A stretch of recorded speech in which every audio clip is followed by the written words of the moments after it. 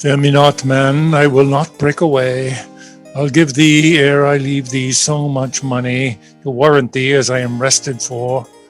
My wife is in a wayward mood today, and will not lightly trust the messenger that I should be attached in Ephesus. I tell you, 'twill sound harshly in her ears. Here comes my man. I think he brings the money. Oh, now, sir, have you that I sent you for? Here's that. I warrant you, we'll pay them all. But where's the money? Why, sir, I gave the money for the rope. 500 ducats, villain, for rope? I'll serve you, sir, 500 at the rate. To what end did I bid thee hie thee home? To a rope's end, sir. To that end am I return it. And to that end, sir, I will welcome you. No. Good sir, be patient. Nay, 'tis for me to be patient. I am in adversity. Good now, hold thy tongue. Nay, rather persuade him to hold his hand. Thou hoarse and senseless villain! I would I were senseless, sir, that I might feel your blows. Thou art sensible in nothing but blows, and so is an ass. I am an ass indeed. You may prove it by my long years. I've served him from the hour of my nativity to this instant. I have nothing at his hand for my service but blows. When I am cold, he heats me with beating. When I am warm, he cools me with beating. I am waked with it when I sleep, raise it with it when I sit, driven out of doors with it when I go from home, welcomed home with it when I return. Nay, I bear it on my shoulders, as a beggar wont her breath. And I think when he hath lamed me, I shall beg with it from door to door. Come, go along, my wife is coming yonder. Mistress respici finem, respect your end, or rather, the prophecy like the parrot, beware the rope's end. Wilt thou still talk? How say you now? Is not your husband mad? The civility confirms no less. Good Dr. Pinch, you are a conjurer.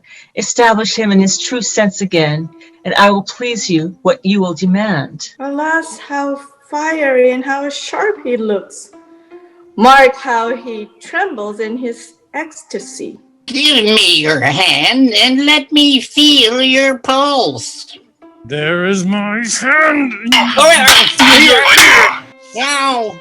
Oh, I charge thee, Satan, housed within this man, to yield the possessions by my holy prayers, and the state of darkness hide thee straight, and conjure thee all the saints in heaven. Peace, doting wizard, peace, I am not mad. Oh, that thou wert not, poor distressed soul. You minion, you, are these your customers? Did this companion with the saffron face revel and feasted at my house today, whilst upon me the guilty doors were shut, and I denied to enter in my house? Oh, husband, God doth know you dined at home. Where would you had remained until this time, free from these slanderers and this open shame? Dined at home? Thou villain, what sayest thou? Sir, sooth to say, you did not dine at home. Were not my doors locked up, and I shut out? Purdy, your doors were locked, and you shut out. And did not she herself revile me there? Sans fable, she herself reviled you there. And did not her kitchen maid rail, taunt, and scorn me? Certes she did. The kitchen vestale scorned ye. And did not I, in rage, depart from thence? In verity you did. My bones bear witness, that since have felt the vigor of his rage. Is it good to soothe him in these contraries? It is no shame. The fellow finds his vein, and yielding to him, humors well his frenzy. Thou hast suborned the goldsmith to arrest me.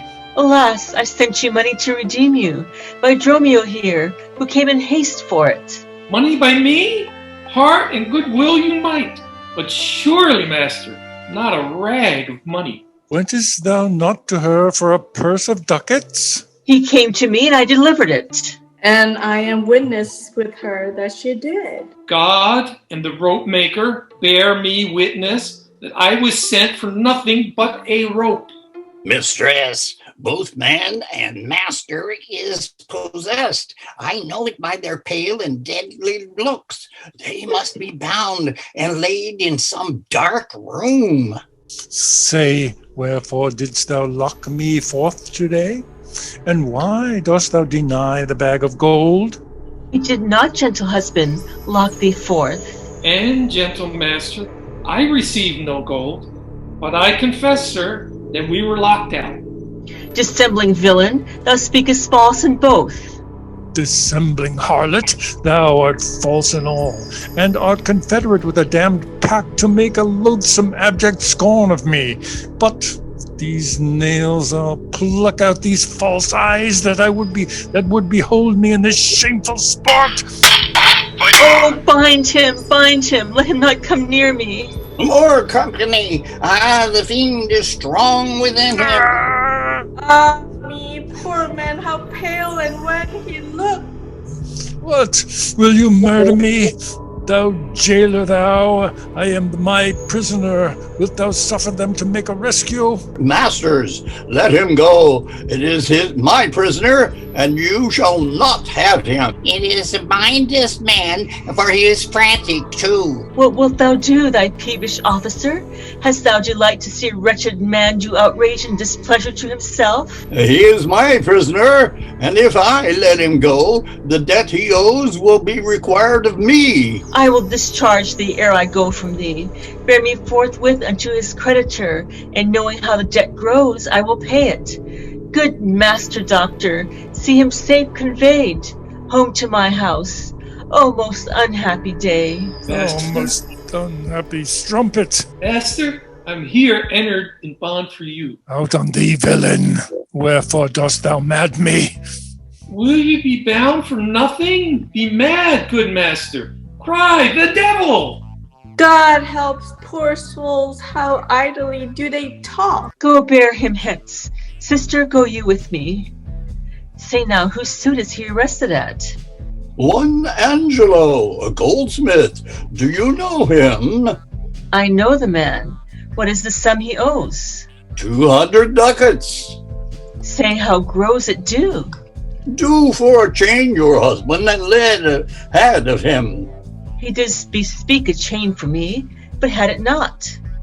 When, as your husband, all enraged, today came to my house and took away my ring, the ring I saw upon his finger now, straight after I did meet him with a chain. It may be so, but I did never see it. Come, jailer, bring me where the goldsmith is. I long to know the truth hereof at large. God, for thy mercy, they are loose again. And come with naked swords. Let's call more help to have them bound again. Away! They'll kill us!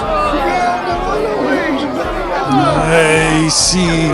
These witches are afraid of swords.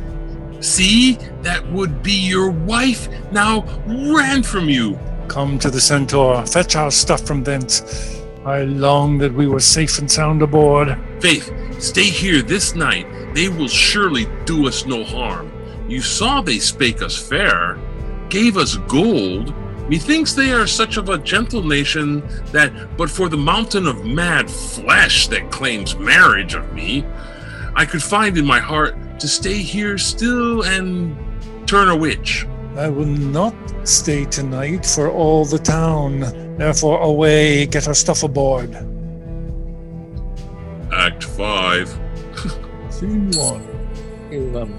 I am sorry, sir, that I have hindered you, but I protest that ye hath the chain of me. though most dishonestly he doth deny it. How is the man esteemed here in the city? A very reverend reputation, sir. Of credit to infinite, highly beloved, second to none that have lived here in the city. His word might best be bear my wealth at any time. Speak softly yonder, I think he comes, and what? 'Tis so. And that self-chain about his neck, which he forswore most monstrously to have. Good sir, draw near to me, I'll speak to him. Signor Antipholus, I wonder much that you would put me to this shame and trouble, and not without some scandal to yourself, with circumstance and oath so to deny the chain which you now wear so openly. Beside the charge, the shame, the imprisonment, you have done wrong to this my honest friend, who, but for the staying of our controversy, hath hoisted sail and put to sea today.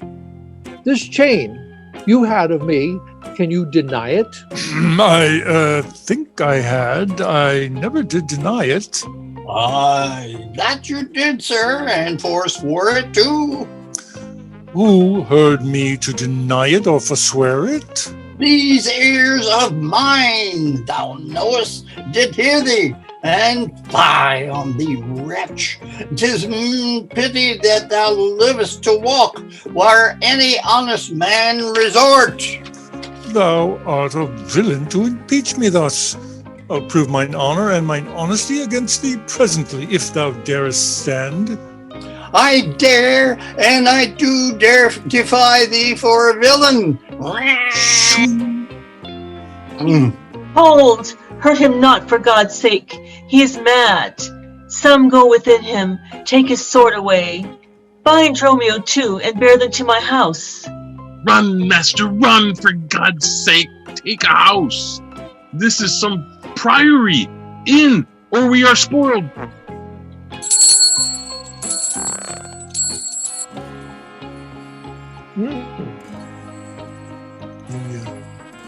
Be quiet, people. Wherefore throng you hither? To fetch my poor distracted husband hence. Let us come in, that we may bind him fast and bear him home for his recovery. I knew he was not in his perfect wits. I am sorry now that I did not draw on him. How long hath this possession held the man? This week he hath been heavy, sour, sad, and much different from the man he was. But till this afternoon his passion ne'er brake into extremity of rage. Hath he not lost much wealth by wreck of sea? Buried some dear friend? Hath not else his eye strayed his affection in unlawful love? A sin prevailing much in youthful men, who give their eyes the liberty of gazing. Which of these sorrows is he subject to? To none of these, except it be the last, namely, some love that drew him off from home. You should for that have reprehended him. Why, so I did. Aye, but not rough enough. As roughly as my modesty would let me. Happily in private. And in assemblies too. Aye, but not enough. It was the copy of our conference. In bed he slept not for my urging it. At board he fed not for my urging it. Alone it was the subject of my theme. In company I often glanced it. Still did I tell him it was vile and bad. And thereof came it that the man was mad. The venom clamors of a jealous woman poisons more deadly than a mad dog's tooth. It seems his sleeps were hindered by thy railing, and therefore comes it that his head is light.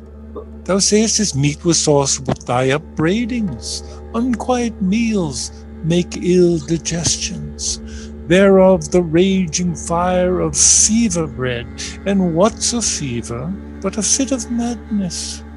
Thou sayest his sports were hindered by thy brawls. Sweet recreation is barred. And what doth ensue but moody and dull melancholy? Kinsmen to grim and comfortless despair.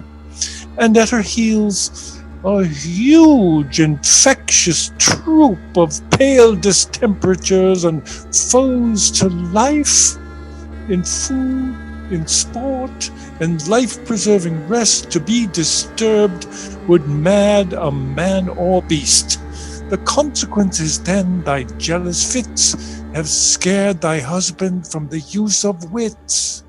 She never reprehended him, but mildly, when he demeaned himself rough, rude, and wildly. Why bear you these rebukes and answer not? She did betray me to my own reproof. Good people enter and lay hold on him. No, not a creature enters my house. Then let your servants bring my husband forth. Neither. He took his place of sanctuary, and it shall privilege him from your hands till I have brought him to his wits again, or lose my labor in assaying it. I will attend my husband, be his nurse, die in his sickness, for it is my office, and will have no attorney but myself, and therefore let me have him home with me. Be patient, for I will not let him stir till I have used the approved means I have, the wholesome syrups, drugs, and holy prayers, to make him a formal man again. It is a branch and parcel of mine oath, a charitable duty of my order. Therefore, depart and leave him here with me. I will not hence and leave my husband here, and ill it doth beseem your holiness to separate the husband and the wife. Be quiet and depart, thou shalt not have him. Complain unto the Duke of this indignantly. Come, go. I will fall prostrate at his feet, and never rise until my tears and prayers have won his grace to come in person hither, and take perforce my husband from the Abbess. By this, I think, the dial points at 5. Anon, I'm sure the Duke himself in person comes this way to the melancholy vale, the place of death and sorry execution behind the ditches of the abbey here. Upon what cause? To see a Reverend Syracusan merchant who put unluckily into this bay against the laws and statutes of this town, beheaded publicly for his offense. Oh, see where they came, where we will behold his death. Kneel to the Duke before he passed the abbey. Yet once again, proclaim publicly, if any friend will pay the sum for him, he shall not die, no much we tender him.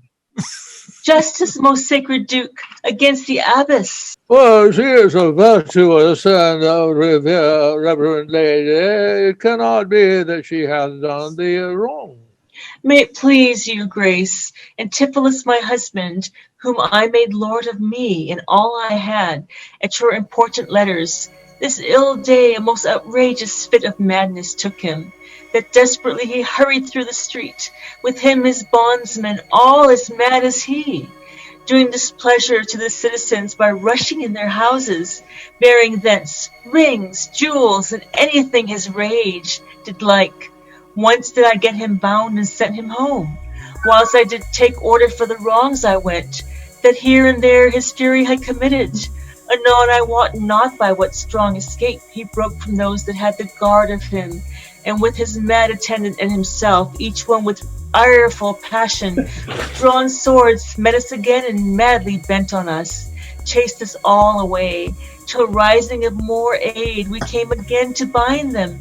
Then they fled into this abbey, whither we pursued them, and here the abbess shuts the gates on us, and will not suffer us to fetch him out, nor send him forth that we may bear him hence. Therefore, most gracious Duke, with thy command, let him be brought forth and borne hence for help.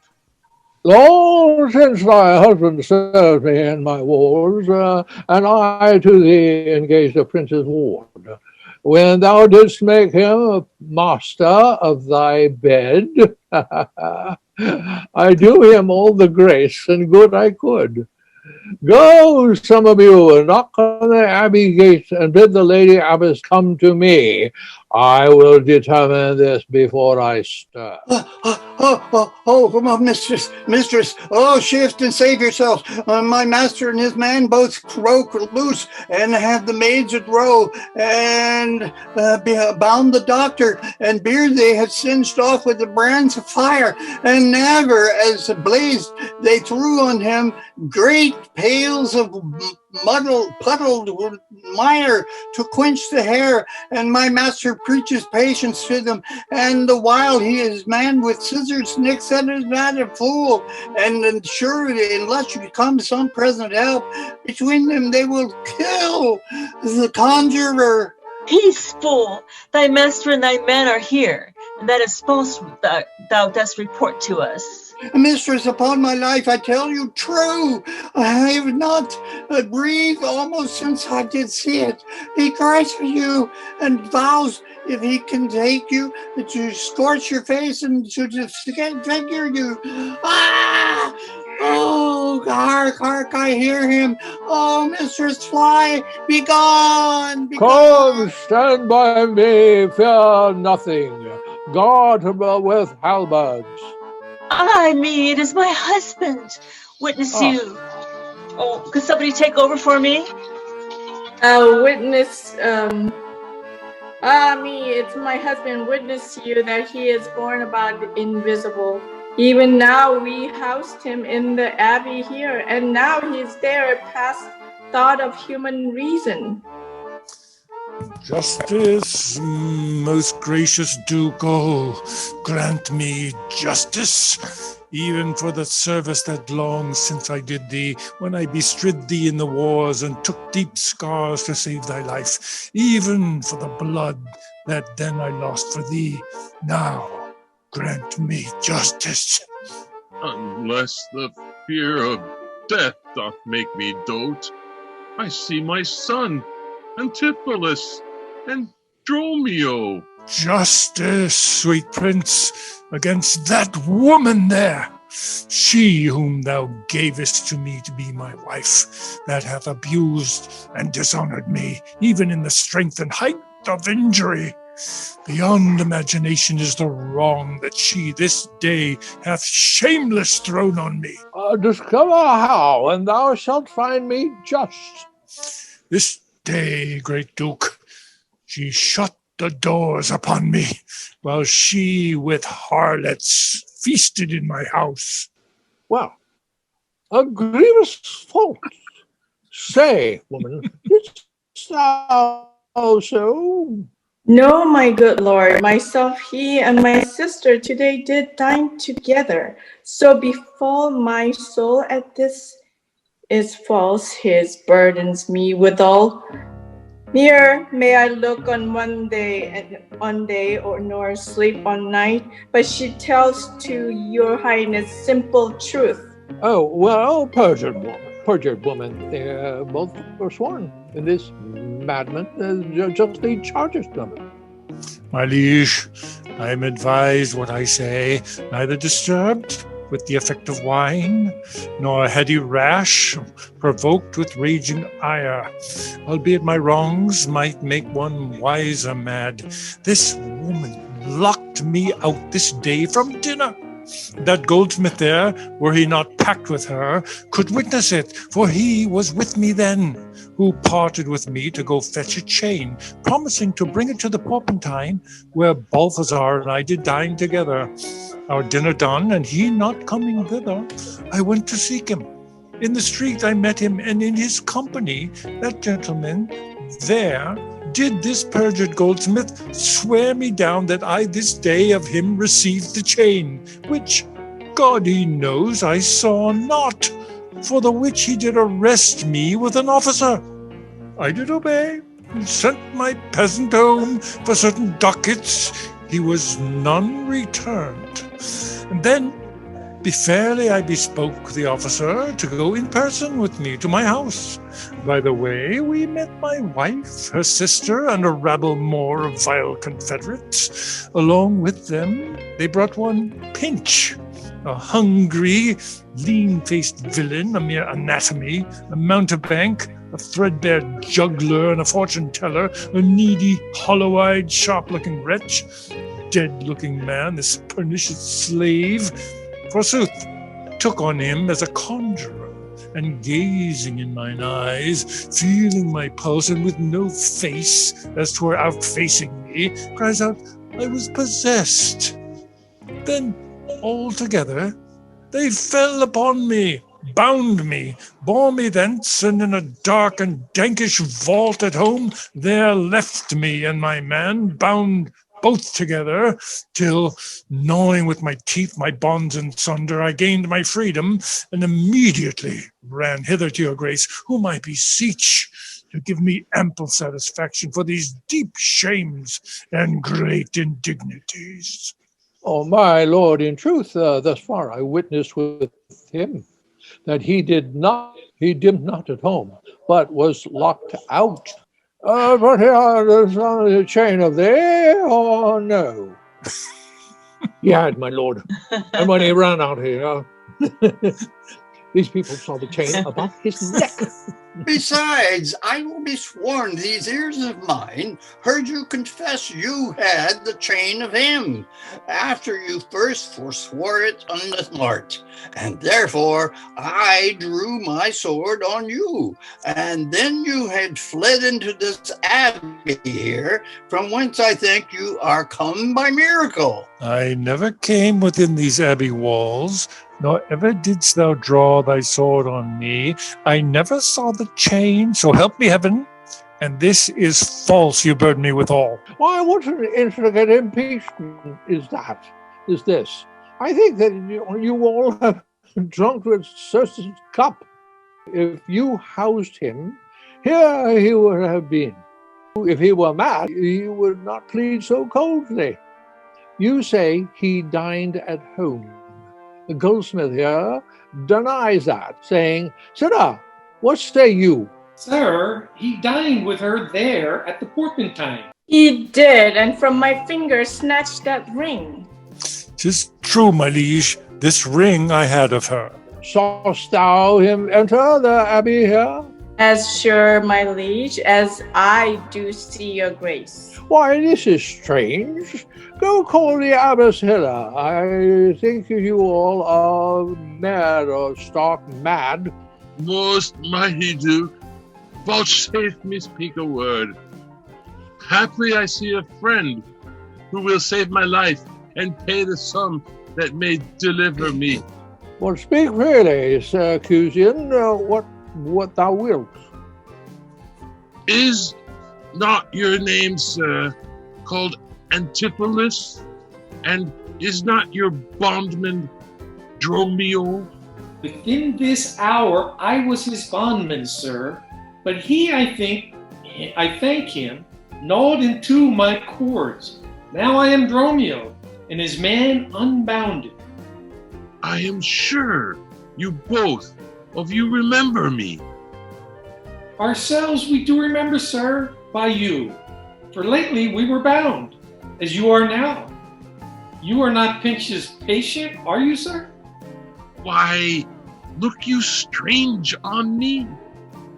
You know me well. I never saw you in my life till now.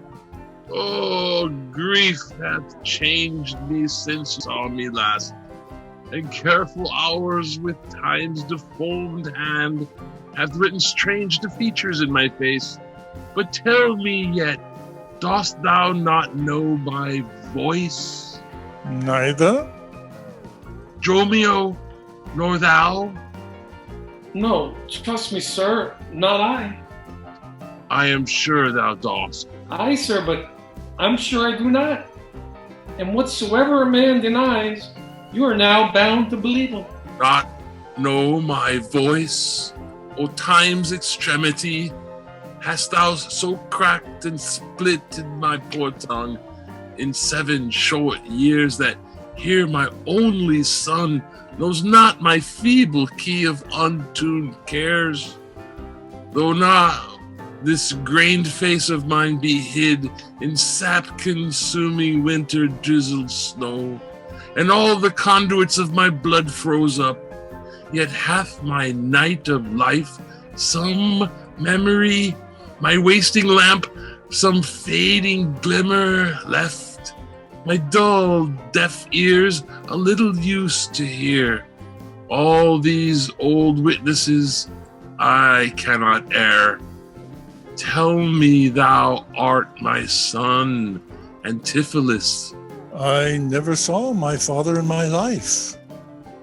But 7 years hence, in Syracuse, a boy, thou knowest me parted, but perhaps, my son, thou shamest to acknowledge me in misery.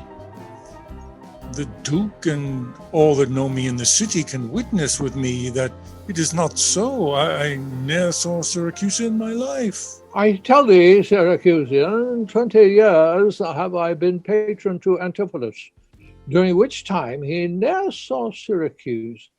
I see thy age and dangers make thee dote. Most mighty Duke, behold a man much wronged. I see 2 husbands, or mine eyes deceive me. One of these men is genius to the other. And so of these, which is the natural man, and which the spirit? Who deciphers them? I, sir, am Dromio. Command him away. I, sir, am Dromio.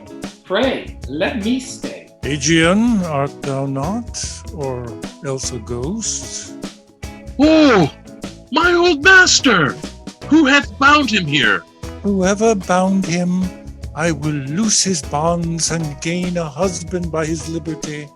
Speak, old Aegion, if thou beest the man that hadst a wife once called Amelia, that bore thee at a burden 2 fair sons. Oh, if thou beest the same Aegion, speak, and speak unto the same Amelia. If I dream not, thou art Emilia. If thou art she, tell me where is that son that floated with thee on the fatal raft? By men of Epidamnum, he and I and the twin Dromio were all taken up, by and by rude fishermen of Corinth by force took Dromio and my son from them, and me they left with those of Epidamnum. What then became of them I cannot tell, I to this fortune that you see me in. Why, here begins the morning story. Right, these 2 Antipholus, these 2 so like, and these 2 Dromios, one in semblance, besides her urging of her wreck at sea. These are the parents to these children, which accidentally are met together. Antipholus, how camest thou from Corinth first? No, sir, not I. I came from Syracuse.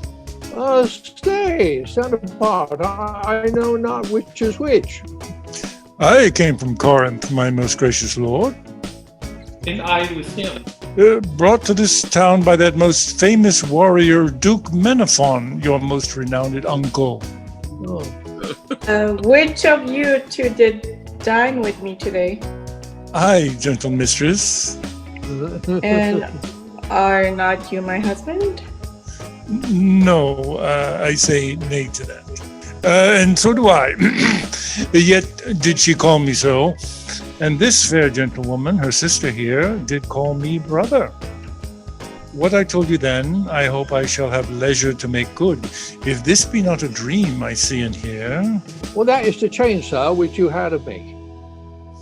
I think it be, sir, I deny it not. And you, sir, for this chain arrested me. I think it did, sir. I deny it not. I sent you money, sir, to be your bail by Dromio, but I think he brought it not. No, none by me. This purse of ducats I received from you, and Dromio, my man, did bring them me. I see we still did meet each other's man, and I was ta'en for him, and he for me. And thereupon these errors arose. These ducats pawn I for my father here. It shall not need, for that hath his life. Sir, I must have that diamond from you. There, take it, and much thanks for my good cheer. Renowned Duke, vouchsafe to take the pains to go with us into the abbey here, and here at large discoursed all our fortunes, and all that are assembled in this place, that by this sympathized one day's error have suffered wrong. Go and keep us company, and we shall make full satisfaction. 33 years have I but gone in travail of you, my sons, until this present hour, my heavy burden ne'er delivered. The Duke, my husband, and my children both, and you, the calendars of their nativity, go to a gossip's feast and go with me. After so long grief, such festivity. Oh, with all my heart, I'll gossip at this feast. Master, shall I fetch your stuff from shipboard? Dromio, what stuff of mine hast thou embarked? Your goods that lay at host, sir, in the Centaur. He speaks to me. I'm your master, Dromio. Come, go with us. We'll look to that anon. Embrace thy brother there. Rejoice with him. There's a fat friend at your master's house that kitchened me for you today at dinner. She's now shall be my sister, not my wife. He thinks you are my glass and not my brother. I see by you I am a sweet-faced youth. Will you walk in to see their gossiping? No, not I, sir. You are my elder. That's a question. How shall we try it? We'll draw cuts for the senior. Till then, lead thou first. Nay, then, thus. We came into the world like brother and brother, and now let's go hand in hand, not one before another. Bravo!